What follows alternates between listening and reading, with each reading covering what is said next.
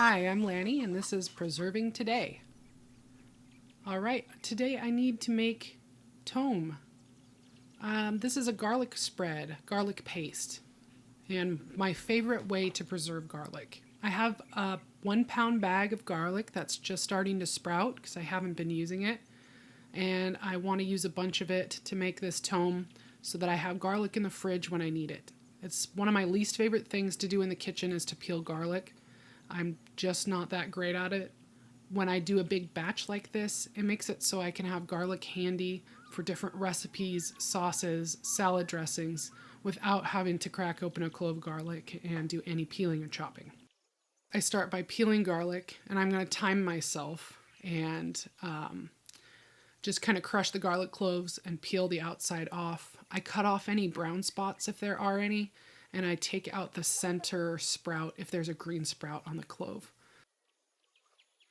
When that's finished, it goes into my food processor, and this is a 14-cup Cuisinart food processor. And I'm going to add my salt, which is Redmond real salt, into the food processor with the garlic and pulse that a few times until it's chopped pretty fine. I'm going to scrape down the sides and add half of my lemon juice and then pulse that again a few times. Now I need to drizzle in the olive oil, and this part is extremely important regardless of what kind of oil you decide to use.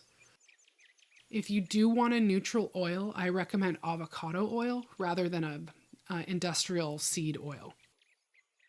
So you need to drizzle the oil in really slowly, and this will create an emulsification. The oil needs to be drizzled while the food processor is running. This is the same method that you would use if you were making mayonnaise or ranch dressing or any other kind of emulsification. So you turn your food processor on and drizzle slowly. Now, I'm fortunate enough to have a tiny hole in the top of my lid that's intended for this purpose exactly. So if I fill the oil in, it's going to come out in a consistent thin stream into the food processor while it's running. So I'm just going to keep filling up this reservoir up top here and let that go. As you can see, it's kind of getting fluffy and turning a little yellow color. That color comes from this really nice extra virgin olive oil. If you were using a neutral oil, your paste would end up being way whiter. And I'm going to stop and add some more lemon juice. At this point, I can scrape down the sides and then keep going.